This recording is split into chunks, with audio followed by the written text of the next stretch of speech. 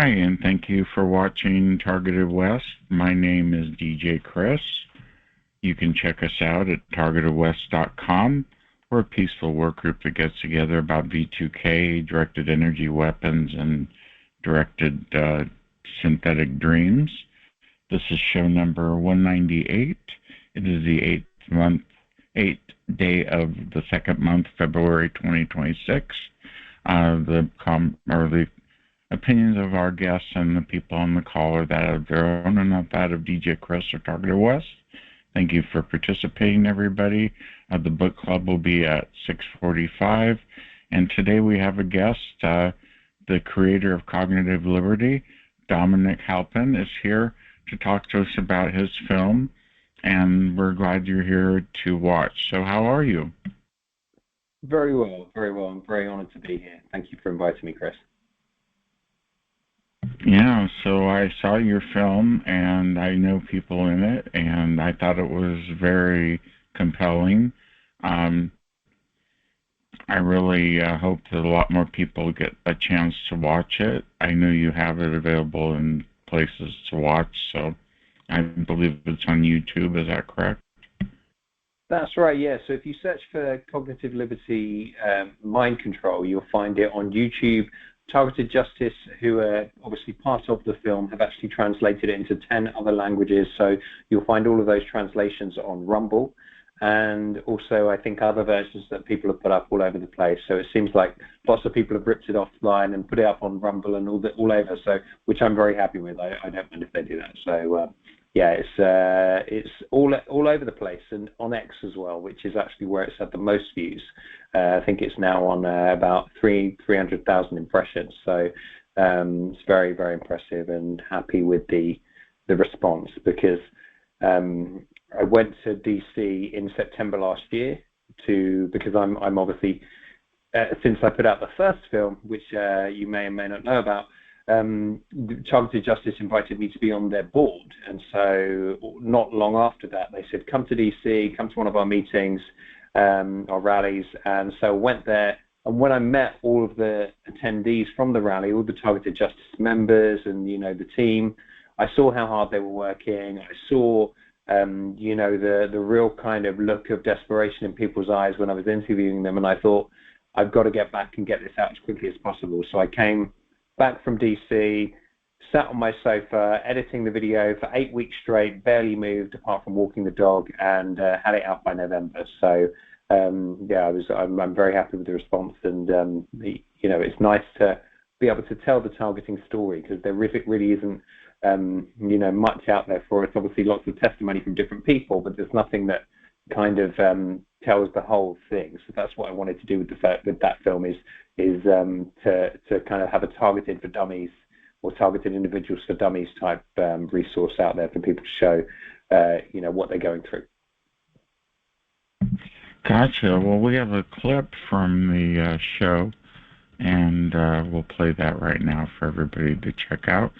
This is being recorded, so it will be on your favorite platforms, and definitely we'll at least get a preview right now. So without further ado, let's check this out. Cognitive Liberty, and we've got Dominic Halpin here. Check this out.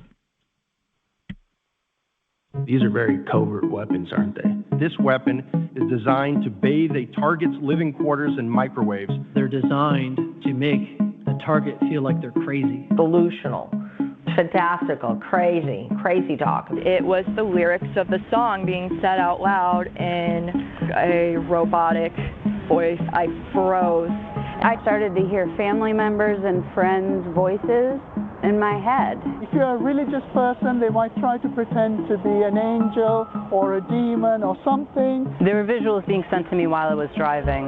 There was a car accident. The vehicle that I was in rolled over. Somebody is touching you and doing sexual acts, but there's nobody there. They wanted me to know. It was like I could feel this vibrating.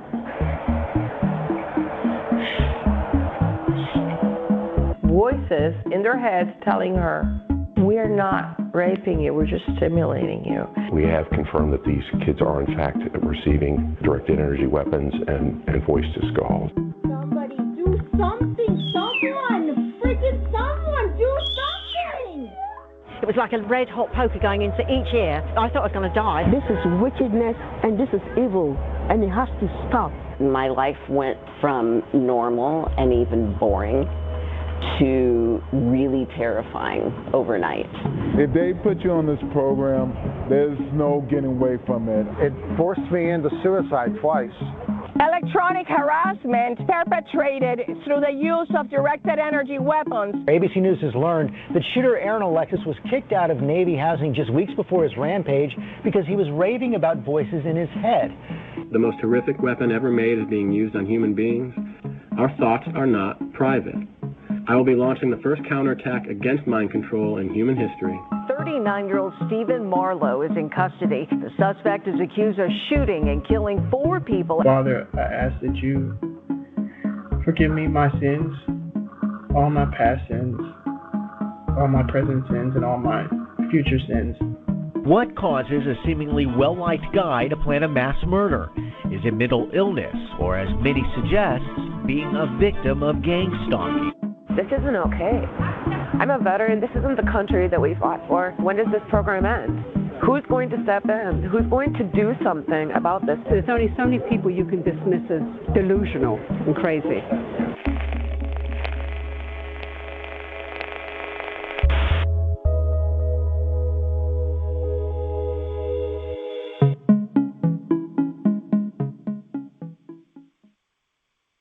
Wow, very good.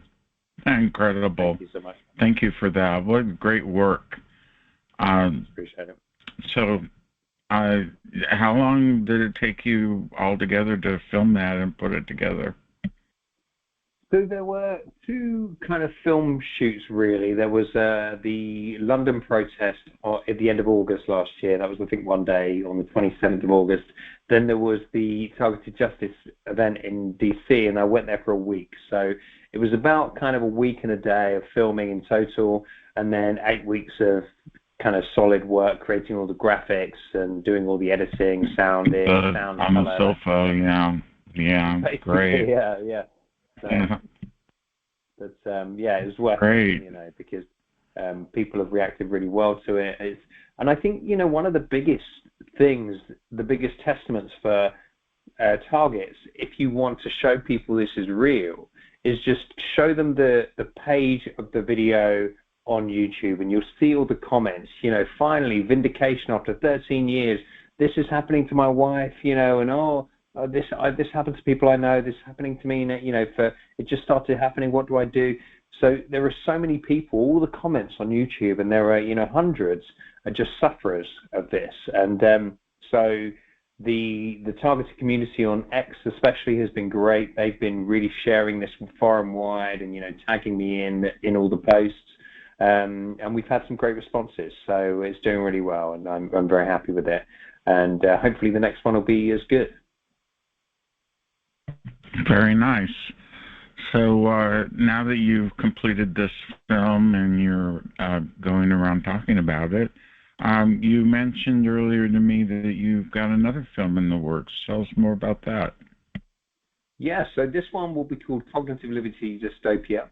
And it's going to look at the consequences for society as these weapons and also nanotechnology come to the fore. So it's my personal belief that my targeting is done wirelessly, but there are, I've done a little bit of work in the last month or so with Jesse Beltran, and I've seen the hard work he does in scanning people for frequencies. And I'm not talking about targets, I'm just talking about everyday people. So I attended one of his clinics here in London and sat there all day watching him scan people. I would say just from that, I saw a lot of people get scanned. I would say 95% of people are giving off frequencies at this point, IP addresses, MAC addresses.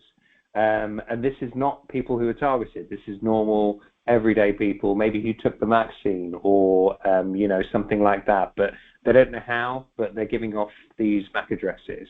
So I think they're doing very important work in that sense.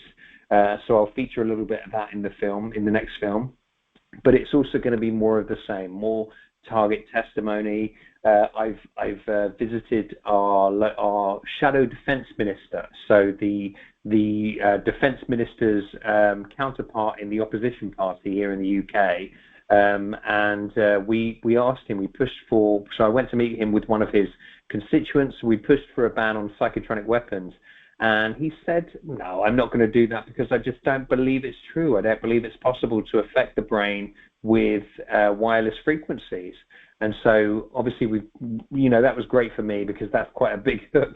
The shadow defense minister doesn't even realize these things exist is obviously very worrying. So we kind of got all of that on camera as well. And I'm also going to a neuroethics event in Boston in a few weeks with the Vine sisters. So they're going to host an event where I'm going to feature on a panel, and they're going to show some of the first documentary, which is more on the academia side.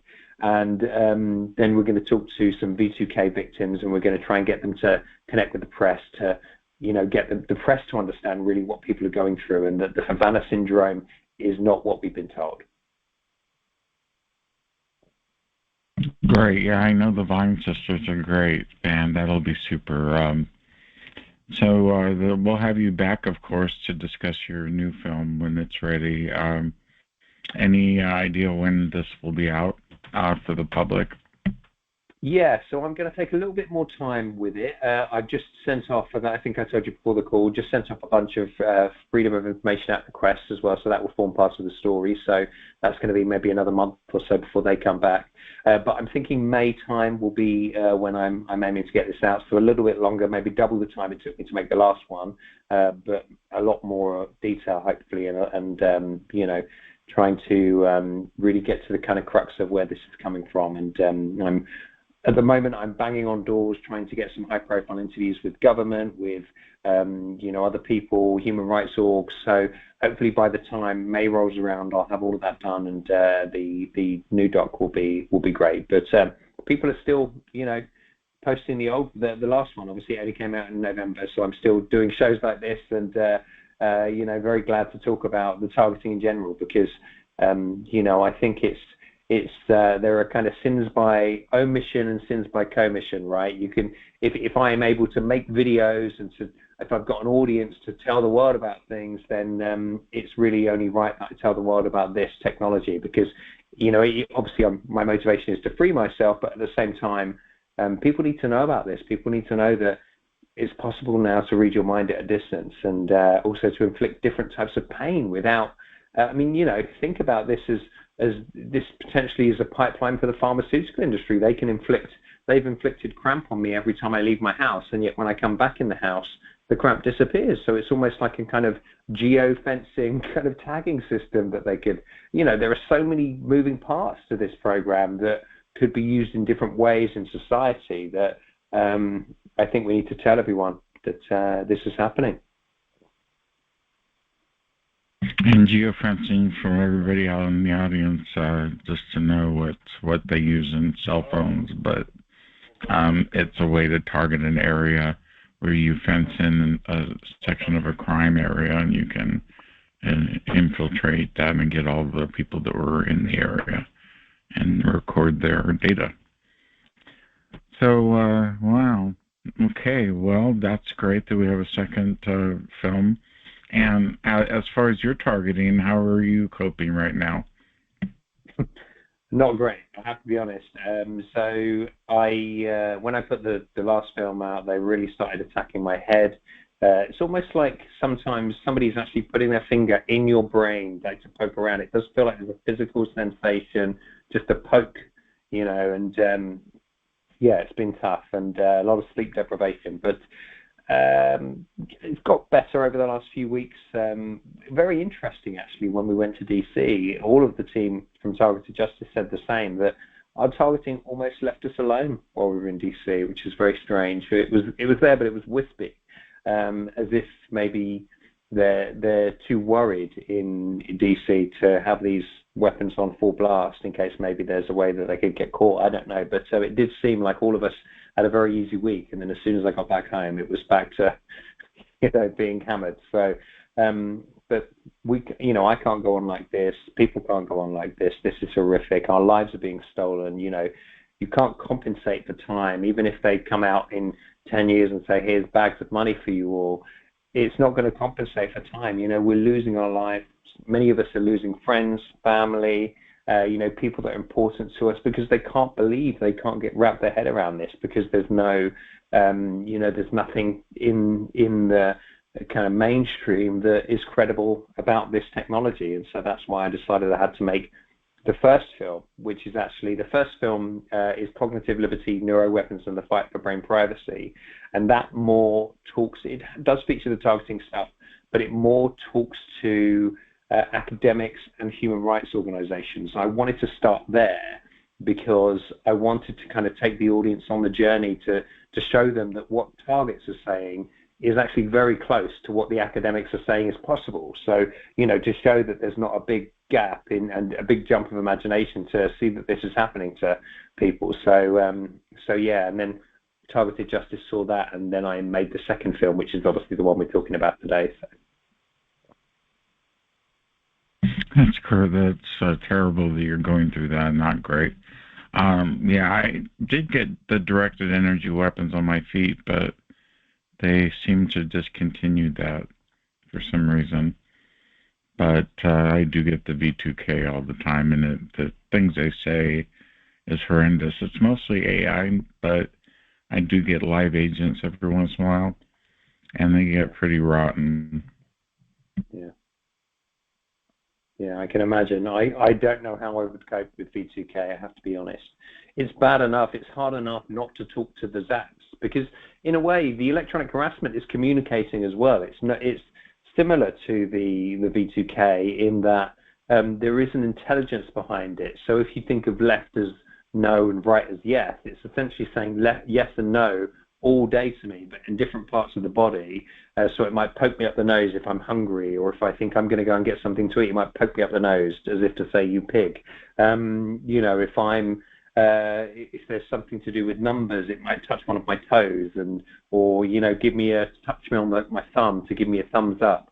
So it's kind of constant communication all day.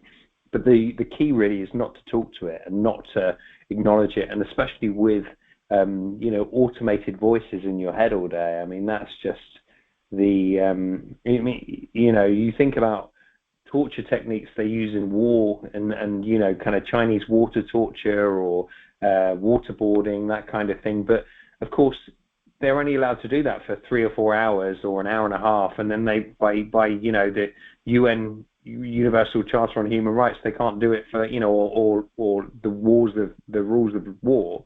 They're not allowed to do, you know, ongoing torture for hours and hours and hours. Yet people like yourself, people like me, we're dealing with it 24/7 from the moment we wake up.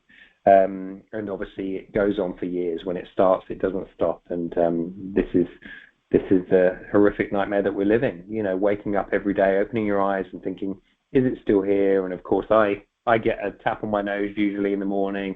I'm sure you get somebody talking back to you. And it's just impossible to live your life like this. Yeah, the craziest part of it all that really affects me are the dreams. They've got the dreams down pretty well. Has a lot to do with my dad, and I've met many people who have had manipulated dreams. It was so profound that I wrote a book about it, which is on Amazon, My Synthetic Dreams. And it tells very well, and it talks about how the technology is used to do that. And incredible. You see all the 3D videos that they're making now that you can do for free on the internet. Can you imagine what the high-level people that have advanced technology are doing and being able to manipulate your dreams and get you to have false information about someone in your family or someone you work with or a situation that never happened? And they can create false memories. I think that's the main goal. Mm-hmm. To screw up your good memories and make it all mixed up. Yeah, I think you're right. But the dreams are very, very interesting. I didn't really feature the dream stuff in the film, but I've been asking a few people about it already for the second film. I am going to do the next one. It's a very interesting thing because you can kind of tell they're not the same as normal dreams. they're not abstract, like a normal dream would be, and there's usually some kind of a punch in the face, so it could be just before you wake up, that you'll be in some situation where either you're losing all your belongings, or somebody says something to you that's offensive or something like that. So it's kind of almost like a way to wake you up and start your day on a bad footing. But also I've had them try to take information out of my head while I'm dreaming as well. So they'll kind of say things like, just before you wake up, they'll say, have you ever cheated on your taxes? And then boop, you're awake. And you're kind of left, with that thought dangling in the air. Have I cheated on my taxes? And there's, of course, the sensations in the dream. So I had one dream where I was being thrown there was some invisible entity, and it was throwing me against the wall, against the ceiling, against the wall. And I could feel, not the hitting the wall, but I could feel moving, and it felt very much like the real deal. And I've had other dreams where I've also felt the ability to actually kind of stop it and say, stand up almost and say, this is a dream, I'm not going to, or, there's a song playing in your headphones in the dream, and you can kind of change the song. So it's kind of almost a bit more interactive, a bit more virtual reality than a dream, I would say. And you can kind of spot them straight away. But I get those dreams every single night, Chris, so I'm the same as you. So yeah, every I don't know how they make all this content, to be honest with you. They must be spending a fortune making this content, because I presume it's generative AI or some kind of VR type software. Yeah, they can. It's very sinister. Because some people are having dreams of meeting Jesus, or some profound thing, and you do wonder, okay, well, that's good. Maybe the intentions are good, but is that really God when you're having to So yeah, I don't know. I'm just I'm shocked by what they're doing with this technology and how they've ran it out of the gate. Because of course they could have brought this out to everyone and said, we can do all these things. We've got these new virtual reality techniques we can use or whatever. But no, they've used it to torture people, used it to get people to kill themselves and to get them to kill others. So yeah, it just goes to show that there's a big question mark over who's in charge. But what's very interesting, and you may have seen this or may not have, it only came out the other day, was that there are some information, some mentions of the targeting program in the Epstein files. So first and foremost, Bill Gates is in a couple of emails where he was emailing Jeffrey Epstein to say he wanted to talk to Jeffrey Epstein about weaponization of neurotechnology. And then there's another document which looks like it's a police report or a series of police reports from Australia, from a small city in Australia, where this family or a series of people had been making complaints about being targeted by psychotronic weapons or radio frequency weapons, and also that there had been some kind of a human trafficking element to the targeting as well. So if you search through the Epstein documents, you'll find, if you search for targeting and also neuroweapons or neurotechnology, you'll find both of those documents. Great. And just in addition to the dreams talk, they're lucid dreams, they're first-person dreams, and mine are based on my memories, so they're really quite technologically advanced to do that. Do you think they're pulling memories out of your head? I believe they are, yeah, I do. Yeah, I think once you've got access to our brains, I've had them pull people out of my kind of past life, my childhood, and have those appear in dreams. And I did wonder at the time, how did they know what that person looked like? Because I haven't seen them for years, but I did wonder at the time, maybe they pulled it out of my memory. And if they are able to pull our memories out of our head, that is really, really sick, isn't it? Because they've obviously stolen all of our intellectual property as well as put us through this horrific treatment. Yeah, the intellectual property theft part is the biggest deal. Yeah, I make a lot of jokes in my head, and they steal them all the time. Oh, we're going to take that one. We're going to keep that one. So it's literally the perfect way to steal ideas if you're a musician, if you make movies, if you are a scientist working on the next biggest invention. and you're trying to keep it to yourself and your colleagues, and all of a sudden you're being monitored, so you can't have secrets that are probably important for national security of some world country. So it's terrible they do that. Yeah, really is. It's like the movie Inception, isn't it? That's where we are now. Is we'll be at a point where we won't know if we're in the dream anymore. We'll be 3 dreams deep and not quite sure. It does almost feel, to be honest, at the moment, as if you do have to question: am I still in reality? Because this just seems so far-fetched and so nuts that you do kind of wonder. I mean, I had a head injury at the start of my targeting, and sometimes I think, did I die that evening? And because ever since then, it's been a complete nightmare in my life. So, it's I don't know.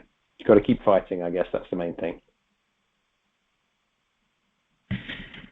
Yeah, like Laura said, I could have been targeted when I was a teenager because I had a radio in my bedroom, that broadcasts all over the area. In the United States, we have a citizens band radio system, and that could have been it. But, you just don't know. You always sit there trying to think, what did I do? And you could have done nothing at all and still been targeted. You could be the biggest criminal in the world and never got caught and still get targeted.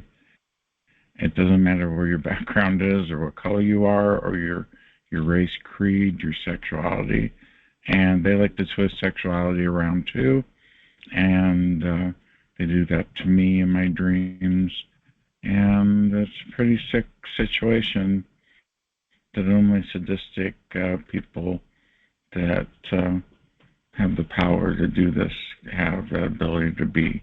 And it's just a terrible situation. Yeah.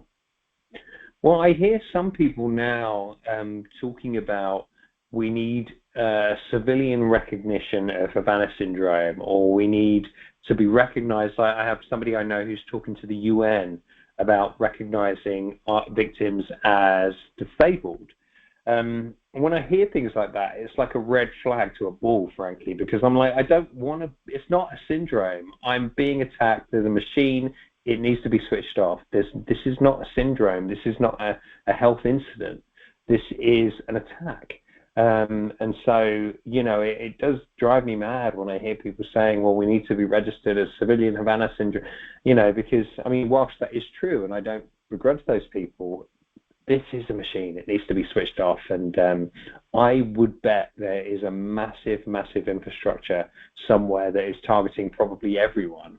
I'm not saying every single person on the targeting program is coming from the same place, but I bet there is a big hub where most of us are being targeted from. And so let's wait and see. But I think under President Trump, I believe this will come out. I think we're getting closer and closer to that. And so I'm confident that he will deliver before the end of his tenure in the next few years. And I think this is going to be a big shock to people because if our cell towers have been weaponized and we have just installed directed energy weapons at the edge of every street, with which these new 5G towers need to be installed at the end of every street, and there's some kind of a satellite cell tower handoff situation going on where we can be targeted in the air, on the ground, underground, then really we are already living in this kind of, Matrix Terminator type reality where we've kind of installed all of this attack infrastructure that could be, not only could it be turned against us by elites who, don't like us being whistleblowers or have some kind of grudge against us, but it can also, we could also lose control to automation, to artificial intelligence, because if we can be impacted by wireless frequencies and we've got all the infrastructure there with those wireless frequencies, then one day the AI could just say, hey, I could do this better. I'm going to change the way they all think and just take over. So I think we're on very dangerous ground here. We are in very dangerous ground for sure. Exposure is the key, and we're doing that right now. And we're going to be able to get the word out, and I think it's going to take time, but they are expanding it, I think, more than you might imagine. They've got the technology.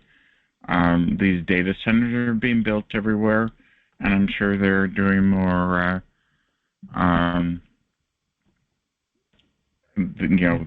places to store your neural data. And they've got the Brain Initiative that came out in 2014, where they map your brain, and they've probably done that to get your brain memories. So that's not out of the question. Like many people on my call have said, we've become nodes in a computer network, and we're accessed like a node, and we're modified like a node, and we're part of a collective of robots that have to behave a certain way. True. Sad though, isn't it, when you've, I grew up in an era before mobile phones, and, my childhood was spent riding my bike around, played a little bit of computer games, but, just enjoying the outside and that kind of thing. And it's almost like we've gone straight from that to now all of a sudden machines can read our thoughts, maybe change them. They can stop your car now. It's like we've rolled over in terms of giving away all of our freedom for security. And I think the pendulum is going to swing back the other way. I really hope so. Well, you mentioned Palantir earlier, and that's Alex Karp, and he mentions to the big meeting with the shareholders that sometimes we kill people with our technology. So they're coming right out with it now. Yeah. Well, I mean, I'm actually reading Robert Duncan's second book at the moment, and it's fascinating what he talks about the silent adaptive, I can't remember the Satan, silent adaptive, TAN, adaptive, silent adaptive something, and adaptive network. Adaptive networks, yeah. Yes, there you go. We got it. Yes, he was on my call. I had Dr. Robert Duncan on the call a couple of years ago before he passed. Yeah. It's a shame what happened to him, and of course it's a little bit suspicious as well that, he would be taken out. So, we've got to keep marching on, but, I find that book fascinating. I find him fascinating because, of course, he was on the inside, and he's right on so many of the things. He talks about how really the intention of V2K is to just talk you to death. So it's as simple as that. So if you talk back to it... it's talk you to your grave. Right, talk you to your death. Yeah. So, I just can't get my head around the minds of these people that would have thought this is a great weapon. We could just talk to someone in their head until they just kill themselves because they can't take it anymore, and that might take months, it might take years. Maybe we could manipulate them into killing other people by saying certain things to them. I spoke to a lady yesterday and asked her for an interview. She's kind of living homeless at the moment, and I said to her, would you do an interview? And she said, I'd love to, but they're telling me in my head they're going to kill my daughter if I do an interview with you. She said, I don't believe them, but this is what they're telling me. So, I mean, how sick is that? How sick are these people? Yeah, every time I do this call, and we're up to almost 200 calls now, I have been harassed by the voices before the show. And I get a live agent that harasses me and tries to break me down, and it never works. Doesn't work on me because I'm used to it. I've learned to keep busy and not ever let myself get down, and keep my spirits up and try to keep my vibrations higher than I usually am, considering I'm listening to people's stories too, and my own story, and dealing with family matters. It's rough. So, but we get through it. Yeah, we do. We will. And there will come a day, and I hope it's all the same day for everyone, because that would be a beautiful thing. But there will come a day when this is just going to completely stop. I think for everyone, all at the same time, I hope. And I think that day, I can't imagine, I know what I'll feel like, with the electronic harassment stopping and thinking, okay, maybe not now. Now they're not reading my thoughts, so I don't have to live on edge all the time. I don't have to worry about whether they're reading my password as I'm entering it into the computer, or whether they're going to be waiting for me if I go to the grocery store because they know I'm going half an hour before. So, there's it's going to really take the edge off life. But for V2K victims, I think it's going to be a whole other world, in terms of finally peace. And we've got to push for that eventuality, that outcome, because the privacy of thought and the clarity and peace of mind is ordained by God, it's no one's right to take that from anyone, and we have to fight to get it back. This is the last stand in freedom. Gotcha. Well, let's take to see what people have to say and go to Q&A mode to have people ask you questions. So we're going to change mode, and I hope everybody can ask questions one at a time. Here we go.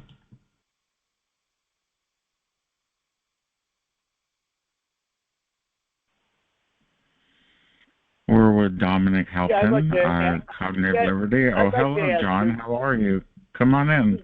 Yeah, I would love to get on one of Dominic's videos and demonstrate one of Robert Duncan's devices that I have. It's the Bermuda Triangle. And I was able to get it right before he died. And I got a screenshot of Robert Duncan's old website and some of the other stuff I'm working on. I mean, I would be more than happy to get on one of Dominic's videos and demonstrate some of these things. Or I can do it anonymously. No, I'd love to have a chat with you. Yeah, I'd love to find out more about the device, actually, and see what that's... see whether we could factor that into the story somehow. That would be interesting, definitely. I managed to preserve this for 10 years, and I still have it. I've been sitting on it, and this is the perfect time to bring it out. I love your presentations. They're very good, and yes, keep it going. I will. Thank you so much. Bless you. I'm dead serious about it. Oh, amazing. Well, thank you. I mean, yeah, Chris is welcome to give you my details, or I don't know how, but you're welcome to drop me an email or contact me on Twitter. Yeah, that's where I got a hold of Dominic, is on Twitter. Well, thank you, John. We'll hook you up. Twitter's becoming so big. Can you hear me? Hey, Laura, come on in. What's up? Oh, it's a miracle. Okay, I wanted to ask. I do believe he said something interesting. He said something interesting about it needs to be switched off. I've been targeted a long time, and it did go away once in 2018 for like 22 days. And it was so bizarre. It was gone. It was that time. You know when it's gone. You've been dealing with it. And I had a great 22 days, but when it came back, it was sloppy, and it was the same narrative. But I do believe it can be turned off, maybe with a button or a program that's destroyed or whatever. Thanks for all you do. I would ask you to consider doing a documentary about TIs and the activism they've already done, and maybe the people before us, because there's been people 20 years before us that has been told national security matters, we won't look into it, or they get all the way to Congress, and there's been some people that have tried, and you know how hard it is for us to get anything accomplished. So just to highlight the fact that there has been a lot of work done, and nobody takes us seriously. I know. We're finding the same, but I think we are reaching that point, though, where the consumer technology is going to prove that this is possible. Because, I mean, Apple are, I think, on the verge of announcing AirPods with, brain tech, mind reading tech in them, and this kind of technology, thought to speech or thought to text software isn't, that's like 5-year-old technology now, 6-7-year-old technology. I mean, for us, we know it's actually not that long. It's probably much, much longer. But in terms of what they've said in public, from MIT or from other universities, thought to speech and thought to text technology and software is something that they've long talked about and said is possible. So I think we're going to start to see, that kind of moment where somebody takes a scientific approach to it, and I think we are on that point. I think it will be this administration, if I'm honest. I think it will be President Trump and Tulsi Gabbard who are the ones to bring this out to light. But let's hope so. And I'm sorry to hear you've been targeted for so long, and those 22 days must have been amazing. Mine stopped for a few days as well at once. The best thing I can say is don't speak to it. Yeah, it is amazing. It's like you get up, you take a shower. I was out building decks and doing all kinds of things.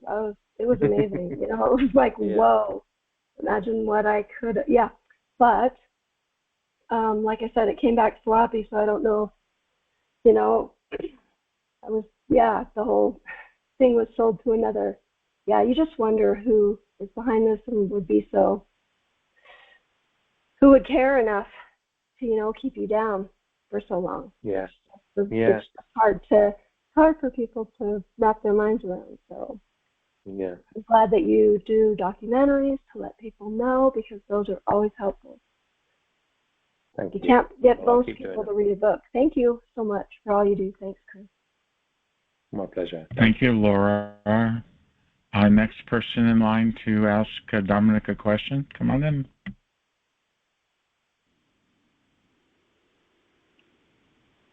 Hello? Hi. Can you hear me? Hello, come on in. I hear you, yes. Come on in. Hello, my name is Beth. I want to thank you both. You guys are awesome for what you're doing. I just wanted to know if I can testify on my testimony, my experience with targeting. Definitely. I mean, what have you done so far to get your testimony out there? Well, I've told my family, but they don't believe me, and my daughter has been hit the hardest. She got schizophrenia. She's been hospitalized. So it's a and they generational don't thing. believe They're me. targeting other members of your family. No, only her, only my youngest daughter. Oh, wow. Okay. And they're targeting me and her, but they're doing the MK Ultra on her. Yeah, I bet. And I never knew anything about this, but when it first started, I had no idea what was going on. When she totally changed, because she was in college and she had a job. So I did a lot of research, and I never knew about the Havana syndrome, but I did scan her brain. She did a SPECT scan, and she had a TBI. And she had tinnitus. But I never knew about the Havana syndrome. But I know. Now I know. Yes. Yeah. I mean, that's one thing I will be... Well, that's one thing I will be including in the next film, actually, is who benefits from the targeting. Because it's interesting you said, she's now registered with schizophrenia. I presume she's been sectioned or she's been taken into mental health care for some periods of time as well. And that seems to be a common denominator. There's, usually a large percentage of targets do find themselves going from being high-performing individuals to ending up in a mental health facility. And I do wonder, given what we've seen with COVID and how ruthless these pharmaceutical companies are about profit, I do wonder whether there is an element of this being a pipeline for a lifetime supply of drugs like aripiprazole or olanzapine, these antipsychotic drugs. Oh, she's taking that one right now. Olanzapine thing? I bet she is. That one. Yeah, I bet she is. Yeah. Yep. And, but these she's drugs... She's taking that one, but it makes them worse. Yes. I don't know. Well, I know people that have ended up targets that have ended up on lithium from the targeting, so it almost seems, if I'm being my most skeptical, it does almost seem as though there is kind of almost an economy here, this kind of underground economy of private security companies maybe supplying the targeting, recruitment companies profiting from the gang stalking, the pharmaceutical companies obviously then getting people onto this lifetime supply of olanzapine, maybe some, companies like Serco or, these kinds of companies making money from the mental health services and, kind of extracting people, putting them into these kind of places. So there does seem to be a pipeline for a lifetime supply of antipsychosis drugs. And when you think, COVID's one thing, but we've also just had the opium epidemic in the US, of course, which was caused by the pharmaceutical companies. So I think we now have to look at the pharma companies as the number one enemy in terms of, they will make you like sick, a pharma they will make you mafia. crazy. They will make you sick, they will make you crazy, they will leave you on death's door if it means there's a profit there to be made for them. And I think that's, what we're dealing with. Well, thank you for your question. Okay. We have to go on to the next. You're welcome. Next question in line for Dominic.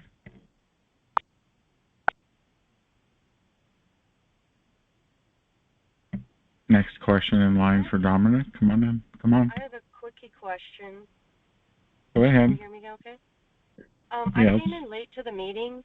You guys said something about a movie. What movie did you make, Dominic? So I made two movies. They're both about neurotechnology and neuroweapons, but the second one is called Cognitive Liberty Mind Control. And you will find it on there. It's kind of a blackish cover with yellow writing. You might need to search a little bit on YouTube because it did bring the first one up on the first page of Google, but it's not bringing this one up for some reason. I've also had Google try to say it was suicide-related content, and so they tried to put it behind some kind of warning, which we managed to appeal from the video and get taken off. But it's Cognitive Liberty Mind Control. It was filmed in London and DC in September last year, and it's a lot of it's essentially targeted individuals for dummies. So it's a great video. You'll probably enjoy it yourself if you're a target, but it's also a great video to be able to show to friends and family and say, this is the whole thing. This is V2K explained. This is the electronic harassment explained. This is, remote neural monitoring and gang stalking and everything else that they do. And so it's kind of one package for you to be able to show people. And of course, it's not just people talking and testimony, but there's also lots of clippings from newspapers and magazines and the press, mainstream press, to kind of back up what we're saying in the film. So. Nice. Okay, I'll have to check that out. Cool. Please do. Thank you for your question. Next person in line with a question for Dominic.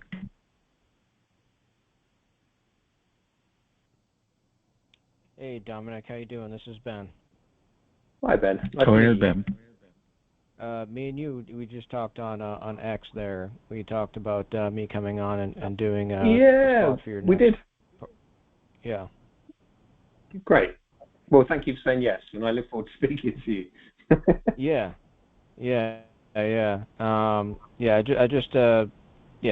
So, I just wanted to say, I'm just throwing this out there, just, for food for thought, to think about.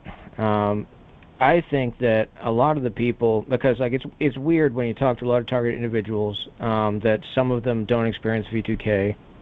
I think that the V2K thing is more nuanced than people really want to consider. V2K is not just something where they use it to harass people and maybe psychologically, attack and interrogate people. But there's levels of it. And when you talk about, and it's interesting when you mention make you stick your finger up your nose, they do the exact same thing to me. They'll, when they're talking about, they're literally talking about you can't protect your family, you can't do anything, and as they say it, they send the urge for me to pick my nose, and I get an urge to get a booger out of my nose. They do the exact same thing to me. So that seems to be some kind of protocol or some type of scripted thing in order to humiliate people. and break them down. So I just want to mention that. But the V2K thing, I think, is more nuanced than people understand. I think that there's a level of supplanted thoughts. There's a level of subliminal messaging that goes on. Did you have a question for Dominic? Oh, a question? Yeah. Well, I was just going to finish it by saying, if he thought that possibly V2K was being used on a subliminal level, even on an implanted or I would say counterfeited inner monologue level, in order to manipulate people. Definitely. And mass populations, probably, I would imagine. I'm not saying they're doing it all the time to mass populations, but I would be very surprised if they haven't done a lot of testing on, whether they can make people, because we know that it's not just implanting thoughts, but they can actually send out frequencies of emotions and, fear and sadness and, melancholy and whatever. So it's kind of, I would imagine they've done a lot of that. There was actually, you may have seen Barry Trower, who's quite a well-known guy in this space, and, he's kind of taken a step back now, but he talked a lot in his earlier interviews about how in the UK, they were actually, so we here in the UK had a war with Ireland, you may remember, in the 1980s. It was kind of, I wouldn't say it was direct war between us and them, but it was, troubles, they call it. During that time, apparently the British Army were instructed to microwave Catholics, just to test microwaves on Catholics in Ireland, basically. So, I think there's a lot of the testing going on. Subliminal thoughts, definitely. I mean, I have all the time. They don't use the V2K on me, but they do put things into my head, words. And often you can tell because the word isn't usually in your vocabulary sometimes. Yes. So it's, things like you're thinking, well, I would never say even that word, so where has that come from? So, yeah, it's. I think they're doing that all the time to me. They're not doing the V2K. But what's concerning is if you go back to an earlier an article that was published in Wired magazine called "The Microwave Scream Inside Your Skull," and it was a kind of introduction to V2K, or here's what's possible. The U.S. military testing this weapon, but later on down the article, you've got a guy who's looking for commercial opportunities for this technology. His name is Dr. Lev Zadovnik from the Sierra Nevada Club, I think, who makes this technology. And he was talking about, we probably won't use it in war. We'll probably just use this in shopping malls, and we'll influence people to buy stuff in shopping malls, like just saying it in a very casual way, as if this is going to be fine. We're just going to influence people to buy stuff in their head. And it's like, whoa, hang on a second. It's unacceptable to put things in or take things out from the mind, in my view, and I think we need to have a massive public conversation before anyone starts even trying to do that, even testing it. So that's where I'm trying to get to, is to get to that point where people realize that this is a major problem that we need to talk about.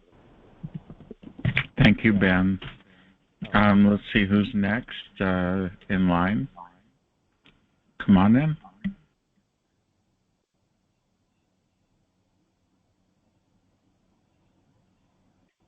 Hi there, I have a question, Dominic. My name is Krista. Thanks for taking my call. Krista, go ahead. Yes.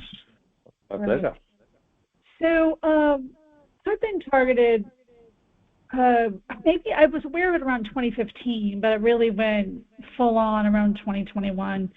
And one of the things that I'm learning more about is just sort of learned helplessness, because the front is the attacks are multiple fronts, right? It's electronic, it's people on foot,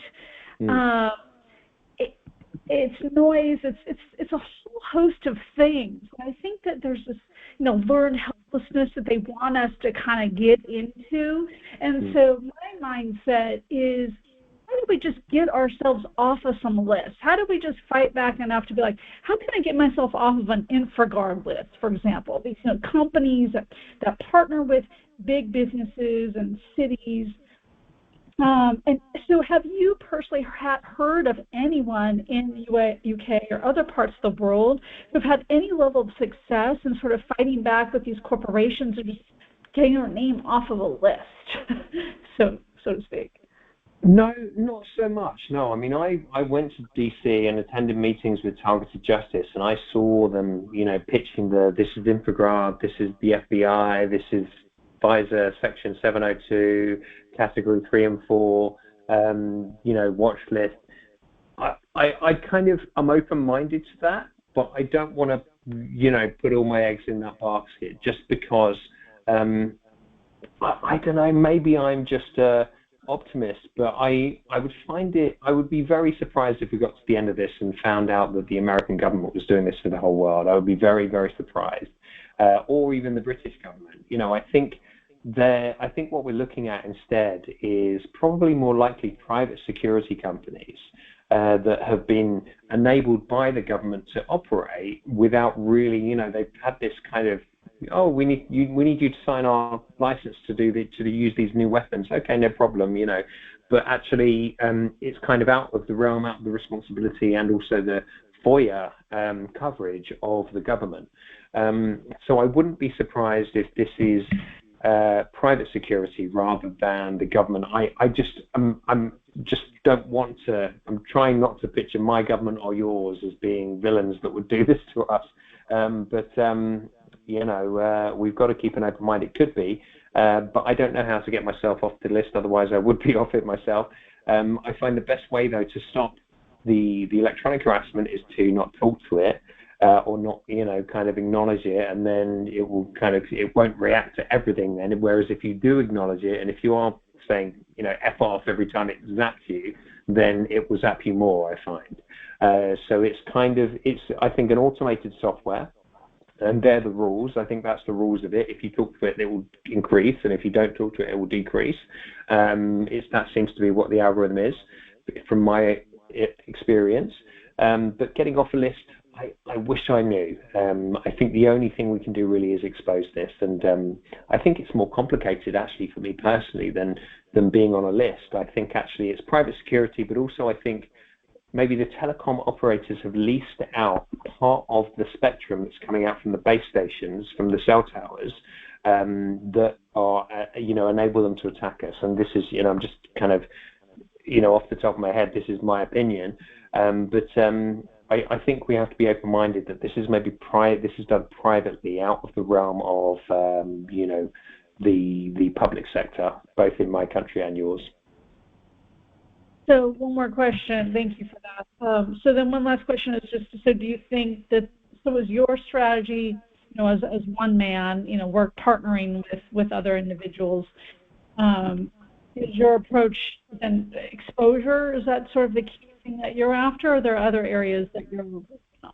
Yeah. So, I had this conversation last night, actually, because I've got somebody who I'm talking to who's approaching the UN, and I felt like I'd offended her a little bit yesterday, because I said, you're wasting your time with the UN, because the UN is essentially a globalist organization. If anything, they are the people that are doing this to us. And they've slow-walked her for 15 years. She's been trying to get meetings with them. She's been meeting different people. And she said, wonderful, we're meeting 2 officers next week, and we progressed up to the next. And I'm saying, what are you even bothering for? You've done 10 years of work talking to these people. So, yeah, I think when we try to, hammer down politicians is worth doing, I think, and, hammering down congressmen.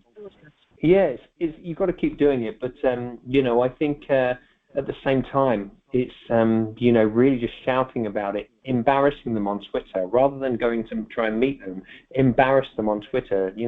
I sent you a letter, you've not replied, I'm being tortured, and kind of, as well, I think one thing that targets would be best kind of place to do is to try and really be laser focused on the message, rather than saying, I had somebody last night wake me up at 2 a.m. and they cut my internet cable, and, I know they do all these things. Somebody walked past me and they scratched my car, or they said, something that I was only thinking about. Of course they do this, and I believe you 100% that that's happening to you, but we need to be laser focused on, I'm being tortured with psychotronic weapons, I'm being gang-stalked. This is some kind of program, and they are now able to read everyone's thoughts, and so this is a very big problem for espionage and for the public sector. So kind of try and stay laser focused on the macro message rather than the kind of micro message of what's happened to you yesterday or what's happened to you in the last 10 years or whatever. because everyone's got a different story, but there are big overlaps in all of our stories. You know, we're all getting gang stalked, or most of us are getting gang stalked, or some of us are getting V2K, some of us are getting, you know, so just trying to focus and hone in on that key message, I think, and then harassing your congressmen and politicians and media personalities on X, I think, is actually a strategy that seems to be working very well for us at the moment. So that's what I'm going to keep doing, and keep making content that tries, you know, isn't really aimed. I'm not aiming for targets. I'm not making content for targets. I'm making content to show other people what targets are going through. So, you know, being focused and conscious of keeping to the message, you know, making it a narrative rather than just throwing loads of information at people. Okay, very good. Thank you. Thank you. Thank you very much. We just a quick note about the book club. The book club book of the week is The Instability of Truth, which is I didn't write it, but anyway, it's a 7, and it's Brainwashing, Mind Control, and Hyper Persuasion, and that is in our book club this week. Any other people have any questions for Dominic? I do. Go ahead. Am I online? Okay. You're alive. How do you? That was excellent. I think your information is very very educational. Thank you. I just have a question. I know you mentioned about the mental health drugs, psychiatric drugs, and I do believe the pharmacies are involved. I also believe real estate and hotels are involved. I think it's causing people, especially targeted, you know, people severely targeted, feeling that they have to move out to a different location to get relief. What do you think about that one, Jim? I've spoke to somebody who's actually in the second film, said that she's like 67 years old, she said that as her husband was deteriorating in his health before he died, her targeting started.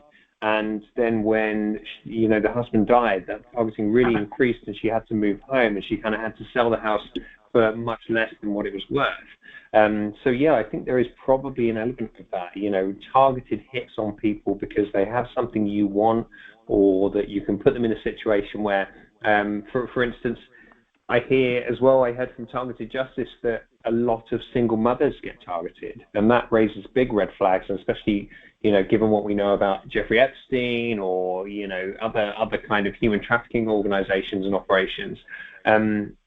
Can you imagine, you know, they're targeting maybe single mums so that they could take the kids into care, and then maybe not even for anything sinister, but just because then that's more money on the bottom line, you know, you've got another 2 people in care, and so then, you know, so I don't know. At this point, I think we're all searching for why would they do this, and I think there's many different reasons, but if you think about who benefits, then there are quite a few of the usual suspects that benefit from the targeting program, and that's going to be one of the angles that I'm taking with the next film for sure. Okay. Well, thank you very much. My pleasure. Thank you. Hey, I just wanted to mention. Oh, go ahead. I just want to mention that a lot of the universities, I know for sure in California, but maybe other places too, get their food for the dorm students from Marriott. I have had targeting at Marriott, and I've spent a lot more money than I wanted, but when I looked at what going to a hospital would be, when they cooked me really badly till I had blood sacks on both elbows, I went to Weston, and because I was targeted at Marriott. And the manager came to my room and literally said something to the effect of, I told them no. I told them no. And I'm looking at him like, you know, am I imagining you're telling me this? Am I thinking that this has something to do with why I came here and decided to spend this money to get away from the trauma? I had a problem at my house and a problem at the lower cost Marriott. Are you getting targeted with electromagnetic weapons or the gang stalking? Both. At that time, all of it, and I have to the best of my research and then traveling experience, I have a 4G LTE implant in my spine that was put there through an injection probably through the needle in 2005. And you've had that scanned, I guess, probably, I imagine. I haven't had it scanned. I went to Mexico in 2019, and my neighbor who went with me is on Verizon, and I'm on AT&T. So when we got there, he had to pay to have phone service. I didn't have to with AT&T, but every time I had noise in my spine, the 4G LTE symbol came up on his phone, but not on my AT&T phone. And then I think this is a perfect example, actually, if you don't mind me saying, and I don't want to be rude by saying this, but this is a perfect example of where people get lost in the weeds. Because when you start saying, well, I was in the Marriott and they hit me, and then, this phone logo came up, and people are like, this sounds nuts. And while I don't think you're nuts, I think you're probably telling 100% the truth. They do all this kind of stuff to make us sound nuts. So what you need to do is stay laser focused. These are years apart, though. By electromagnetic. Yeah. These situations are 4 years apart. When you talk to people about it, be laser focused on just keep it simple and being targeted by electromagnetic weapons. And here's examples of these weapons. Here's NATO talking about these weapons. Don't tell people the little kind of ins and outs of the story, because I think then you do lose people, and I'm only saying that to help you. Thank you. But, thank you. I think you do. I mean, it is the truth. It is the truth. Thank you. We do need to get on to the next caller. Thank you very much for your questions. Next caller for Dominic. Come on in.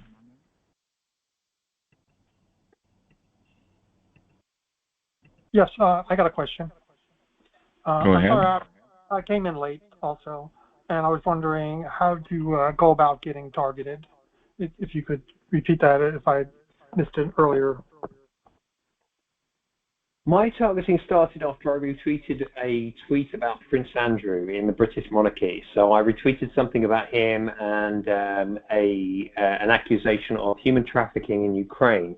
And I started getting targeted after that. So I was kind of gang stalked, and first of all I was attacked. Actually, I was kind of hit by a couple of random people in the street. Had to have stitches in the back of my head. Then the gang stalking started. Then the electronic harassment started.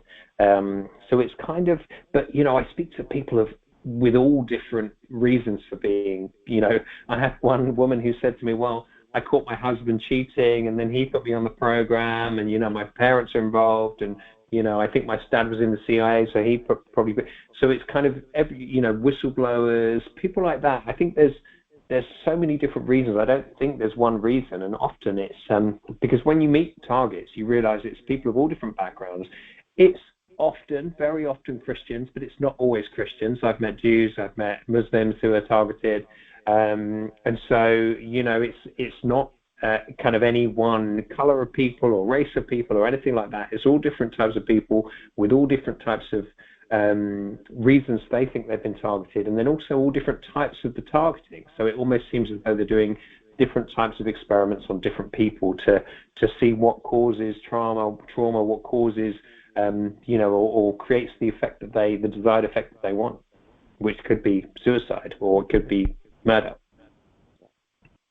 Thank you. Also, I've been calling in conservative talk radio, and like you said before, I got into details, and I had mentioned that I was getting hit with radiation, and then they hung up on me, So can you just repeat what you were saying about? If I want to call again and get the word out on radio, I think that's the best way.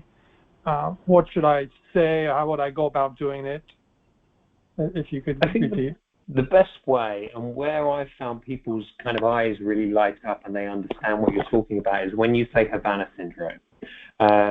But you can also say, I'm being hit by electromagnetic weapons. Here's, there's lots of there's a big official government paper trail for this kind of stuff. For example, you had Dennis Bushnell, who was, I can't remember his job title, but he worked for NASA. He did a very big and kind of newsworthy presentation in 2001 where he talked about microwave weapons and microwave effects of weapons on the brain, and that was in 2001. So, and he promoted microwave weapons as being the next frontier in warfare, and that was all the way back then. So there is a paper trail for that. I think when you start saying, I had a red car show up, and then after that somebody in the blue car shouted at me, and then I went into the store and somebody was wearing a blue T-shirt, and so you kind of end up, and I'm as guilty of it as anyone. If you're talking to people, you do end up telling the whole story, but you do when you kind of want to hook them in, you do have to stay laser focused on what the core message is, which is that there are new weapons that they haven't told us about yet. You might have heard of Havana Syndrome, but actually Havana Syndrome isn't really what you've been told. Havana Syndrome is also voices, images, thoughts sent into the mind, pain anywhere in the body. And so once you kind of say Havana Syndrome or civilian case of Havana Syndrome, I think that's probably going to keep the door open a bit longer for you. All right. Thank you very much. Thank you, Charlie. I think that pretty much concludes our session. I don't think there's anybody left. Can I ask one more follow-up question real quick? Go ahead. Come on in. You may have talked about this before, but I was late coming in. Are you planning on doing any more documentaries in the future? And if so, are you collecting people's testimonies at all? I am, yes. So I'm doing a new documentary at the moment. I've just started making it. I've done an interview with Jesse Beltran already and a couple of other victims. I'm going to Boston the end of this month to film with some B2K victims at a neuroethics event there, and got a few other interviews lined up as well. So I'm open to interesting testimony for sure. Obviously, with the format, it doesn't really lend well to kind of big, long monologues about what's happened to you, because, of course, if you've seen the film, it's lots of snappy sound bites and trying to kind of tell the story without too much narration. But yeah, I'm open to hearing about your testimony. I'm on Twitter if you want to find me. It's at Dom_Halpin, and that's on X or Twitter. You're welcome to DM me. My DMs are open. Okay. All right. I'll see if I can find you. You're welcome to. Yes, at Dom. Hey, thank you, everybody, for the interview. Sorry, Chris. No worries. Thank you, everybody, for dropping by. Thank you, Dominic. We'll have Dominic back when he's finished with the second documentary. Great honor. Thank you so much, Chris. Thank you, and thank you for watching on your favorite platform or listening on Spotify. You can subscribe, and make a comment, and we always read what you write. Sometimes I get back to you, and sometimes I don't. So thank you again for watching.